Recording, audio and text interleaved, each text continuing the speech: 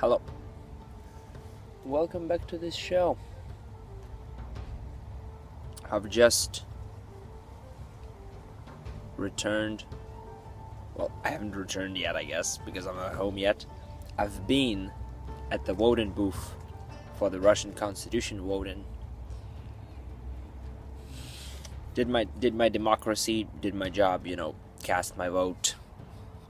That represents how I feel about this whole entire ordeal. Which is ridiculous. But regardless of that, what I want to talk about is democracy. How do we do a democracy? You see, regardless of which votes the public casts in this here public debate, I guess, or whatever, in this referendum. There you go, that's a good one. Regardless of that, the entire thing is more or less a spectacle at this point. Like, there is such a word as extra legality. This entire referendum need not exist. The changes to the Constitution that we are here all voting for or against or whatever, the procedure to add them to the Constitution does not require a referendum to take place. Like, we don't need that. That's an extra legal procedure. It requires some parliament voting, and then the regions voting, and then it has to be like, if the regions vote, like, I think, how much is 70% regions have to approve it, or something like that. Basically, regions must approve, and if regional parliaments approve, that's like, boom, there you go, you got yourself changes. The president signs the law, signs the order, and there you go, you got a new law. And the entire referendum is just, it's just a clown show. But on the other hand, like, that is extra legal. That is something that we need not do, and yet we are doing for some reason. But on the other hand, we also got illegal things. Where these changes are proposed as a package. Like, there's all sorts of change in this entire whole package. There are good ones, and then there are terrible ones, but without judgment. There are social ones, and then there are like freaking anti-social ones. It's just all over the place. It's just the soup of crazy old, something somebody might ever want.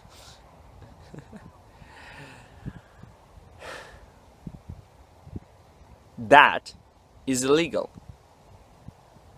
The changes to the Constitution must always be not package based, but individual little changes, and there should be a vote on an individual change.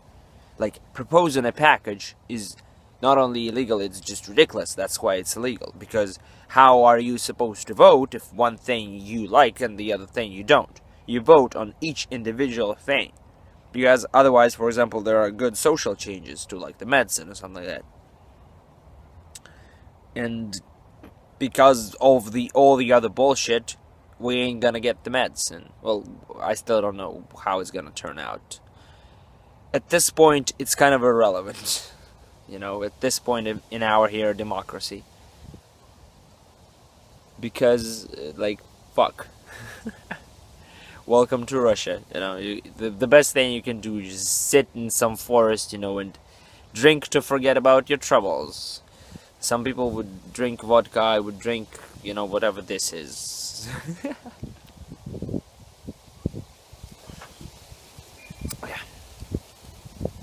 Yeah, it's kind of getting windy in here. It's getting swifty. It's getting swifty in here. Where's my Okay, I see. No, wait, I don't see it. Where you at? Okay, I'll find it later. My bottle cap. So, what was I saying? Oh yeah, I described that the Constitution, like there's just so much more to this entire ordeal than just these two things, the extra legal and the illegal part. Like there's the case of language of Constitution being it's just terrible. It's like it's repeating itself. It's repetitive. It's very much says the same thing twice. It goes and says one thing, and then in the next paragraph it says it again, just like that. Repetitive, very repetitive. A lot of repetition in that. It's just the language of the changes is meh. It's compared to the original Constitution, is just not even close, bruh. But regardless of all of that, and there's a lot more to it. There's the presidential elections things, for a president. Regardless of all that, what I am more interested in is those are individual little cases of stupidity. What I am here interested in is a grander picture. How do we do a democracy? Especially in our country. We have been stuck with the same old president. I think it's been 20 years, right? Well, we technically had a different one, but it's basically the same old guy. How do we do a democracy? I think I talked about it in my Antifa video, but a lot of Russian parties has this tendency to, what do you call it? Idolize, to fetishize. They have the past fetish. Russia used to be great. Basically, it's a make Russia great again argument with some magical Russia that never existed that they just picked out. The Constitution is also the changes to the Constitution are also they have the same problem, because basically what they add is that the changes say we will protect the history of Russian history, the war, the great victory and shit like that, so we will not allow falsification of all that shit. Well, pretty good, but why add that to the Constitution? I don't know. And this individual little war, okay, it doesn't matter. But it also says the same changes in a different paragraph. It adds that we inherited, our culture and faith in God from our predecessors, which is just fucking bullshit right there. That's history falsification right fucking there, because Soviet Union was atheistic. Okay, if you inherited anything, it's the great atheistic tradition, and you don't come here and just shit all over that. So yeah, and it's just ridiculous. It's I don't know. I used to think that this was a tragedy. Now I think it's a comedy.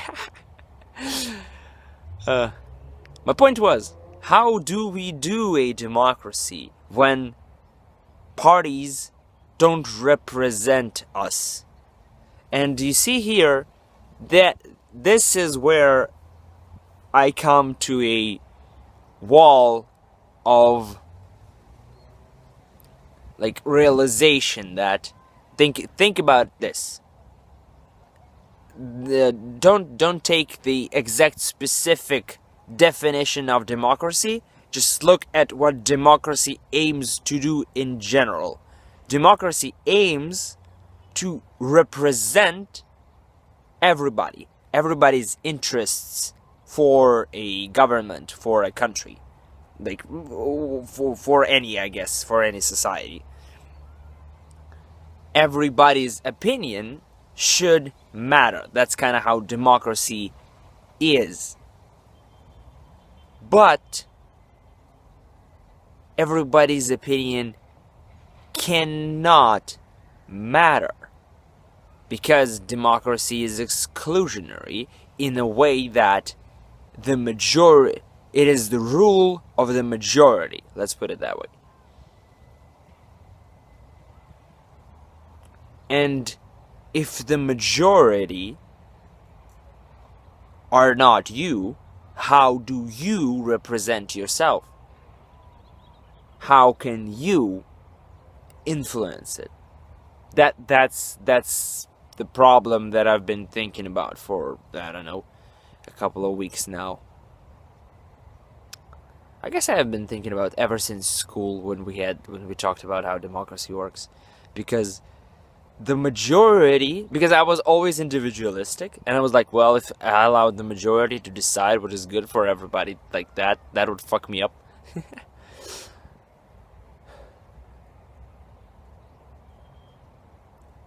Majority is, like, I guess if you have to, like, look at it like in a blunt way, it's the best system we get. Like, let the majority of people decide. But at the same time, the Greeks who invented democracy, they also criticized democracy, because it leads to rise of demagogy. If you have a demagogue that can come around and just, bullshit his way through politics and just get elected, or not even like demagogue as an individual, but demagogy as this like idea, as a philosophy of, I guess it's not even stupidity, it's philosophy of not wanting to think, not wanting to change anything, because just the majority is okay with shit,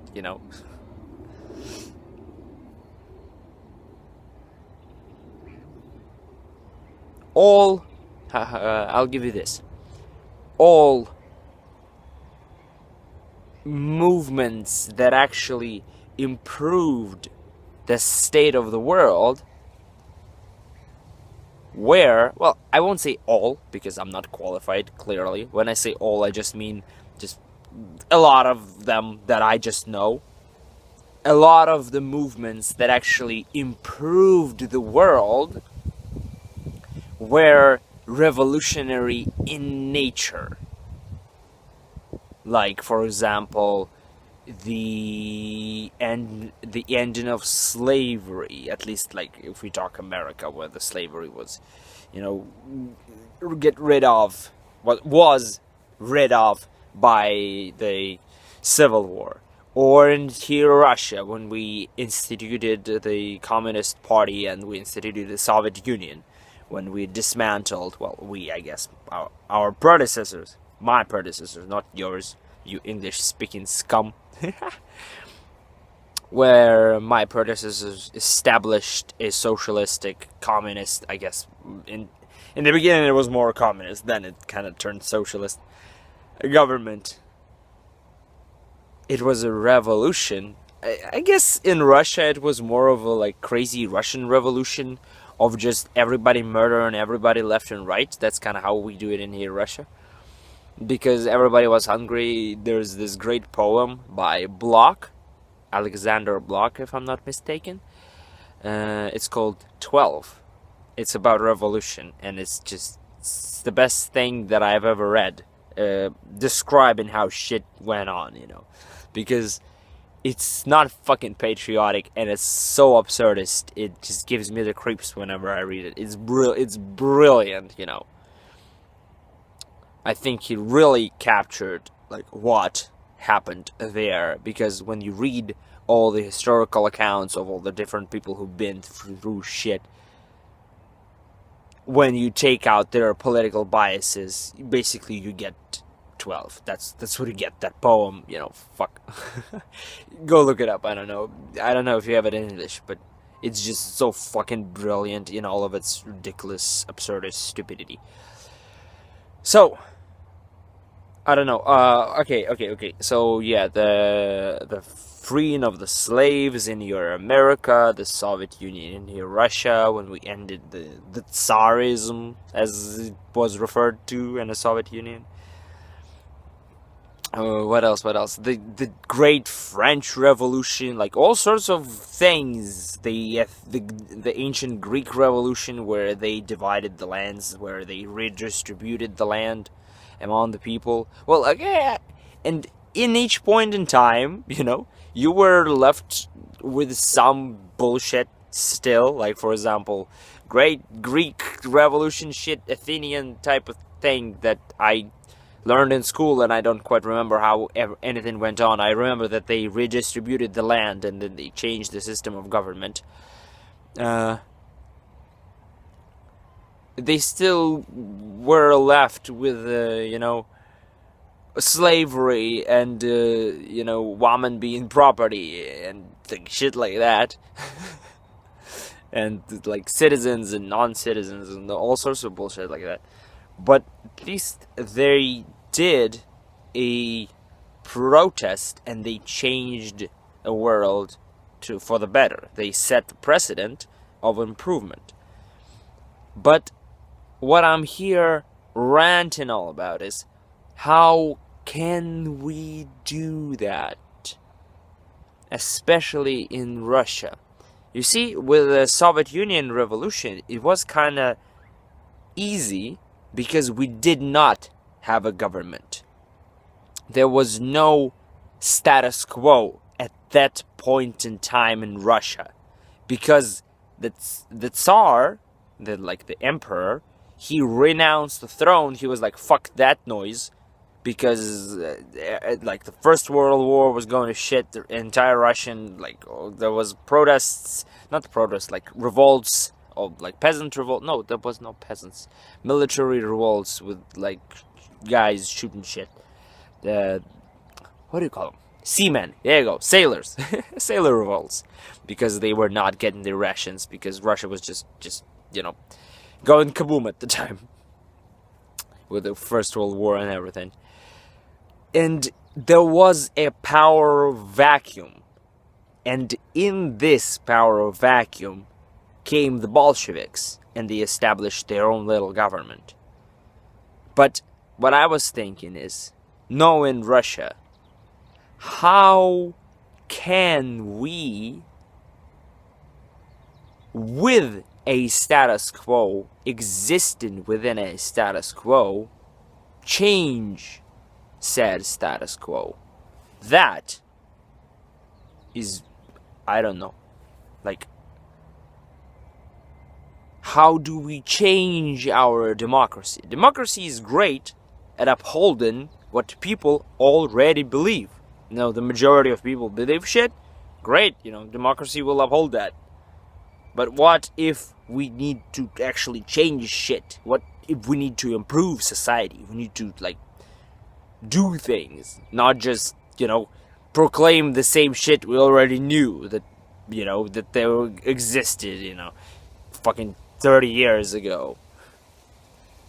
We live in a different world. We live in an ever-changing world. Our understanding of the world changing. The views of, haha. I didn't mean to say haha. The views of... Okay, I'll put it that way. Sociology, the study of humans, reinterprets why we do things and how we should do things. In general, philosophy changes. Our understanding of the world, as I already said, changes. How do we apply those changes? How do we make them work within a democracy, within existing status quo? Why, some people might say, you can't, you need a revolution. But the point is, that would be an undemocratic revolution. That would be a totalitarian kind of little regime. if you do that sort of kind of revolution, it would be a revolution of the minority over the majority, and that is undemocratic. Like in Soviet Union, why it worked? Because there was no status quo. People were divided. That's why we had our own civil war with the Reds and the Whites and the Bolsheviks and the Tsarist guys. But when you do have a status quo and just a more or less peaceful country that is still, regardless of it being peaceful, sick in oh so many ways that require changes, how do we make people want those changes? Well, I know my answer, kind of. Education. That's what I'm all about. And that's like my thing. And I guess that's the best thing. As far as I know, I've been thinking for a long time, and in the military as well. I spent a lot of time thinking about, man, this is shit around here going on. What I gotta do about it? My answer is education. Well, not just education as in like school and shit, but also art. Change society slowly and painfully. Change the attitudes of people. Make them see this rot of the society itself, so that they realize that changes need to be made. Well, as far as I'm concerned, at least, a lot of people from like all over the spectrum that I talked to, they oppose the changes to the Constitution. So, like, that's a thing. But I don't know even if that is a triumph.